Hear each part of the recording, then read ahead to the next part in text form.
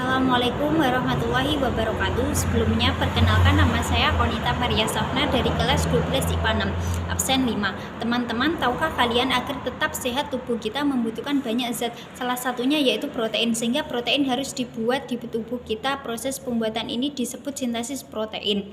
Sintesis protein merupakan proses pembentukan partikel protein yang di dalamnya melibatkan sintesis RNA dan dipengaruhi oleh DNA. Dengan kata lain, asam amino secara linear diatur menjadi protein melalui keterlibatan RNA ribosom, RNA transfer, RNA, dan berbagai enzim. Proses sintesis protein melalui dua tahapan, yaitu transkripsi dan translasi. Transkripsi adalah penyalinan kode genetik pada DNA menghasilkan RNA duta. Proses ini terjadi di dalam nukleus, sedangkan translasi adalah penerjemahan kode genetik pada RNA oleh ribosom menghasilkan polipeptida. Proses ini terjadi di sitoplasma. Translasi setelah menyelesaikan tahap transkripsi, mRNA yang berada di nukleus akan berpindah ke sitoplasma yang merupakan tempat ditemukannya ribosom.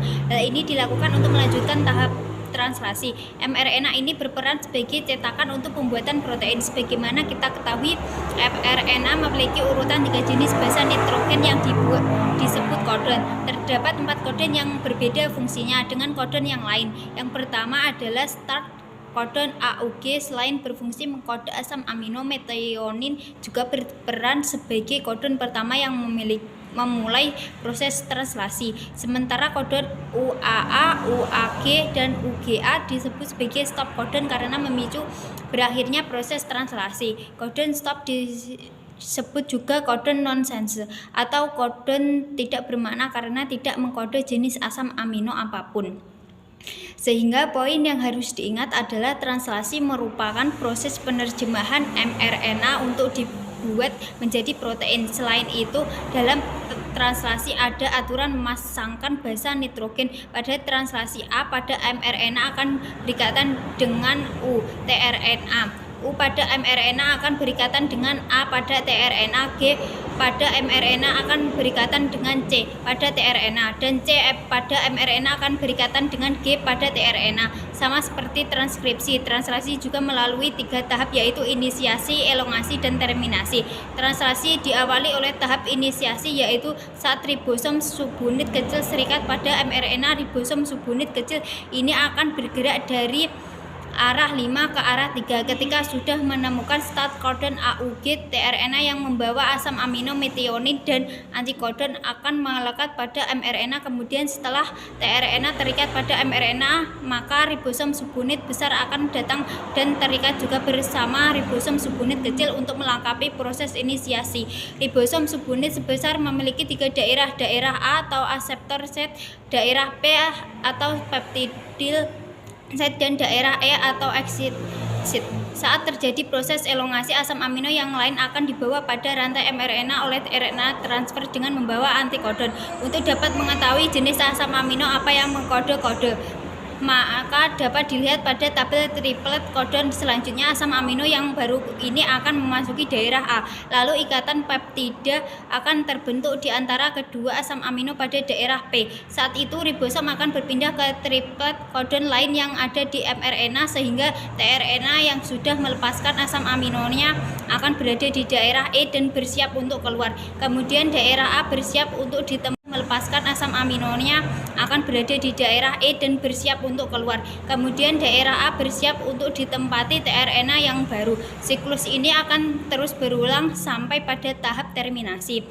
Terminasi terjadi ketika salah satu dari 3 stop codon berada di daerah A. Codon ini dikenali oleh protein yang dikenal sebagai reliase faktor. Saat reliase faktor masuk di daerah A, secara otomatis polipeptida akan rilis dari ribosom, dan ribosom pun akan terpisah dari dan bersiap untuk melakukan translasi yang baru. Nah, polipeptida inilah yang dikenal sebagai protein. Transkripsi. Proses yang pertama yaitu transkripsi. Transkripsi adalah penyalinan kode genetik pada DNA. Ada 3 tahapan yang terjadi dalam transkripsi, yaitu inisiasi, elongasi, dan terminasi.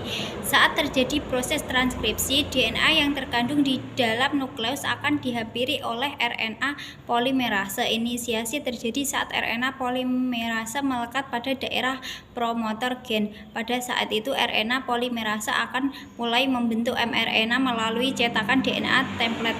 Poin yang harus diingat pada transkripsi adalah adenin pada DNA akan berpasangan dengan urasil pada mRNA, timin pada DNA akan berpasangan dengan adenin pada mRNA, guanin pada DNA akan berpasangan dengan sitosin pada mRNA, sitosin pada DNA berpasangan dengan guanin pada mRNA.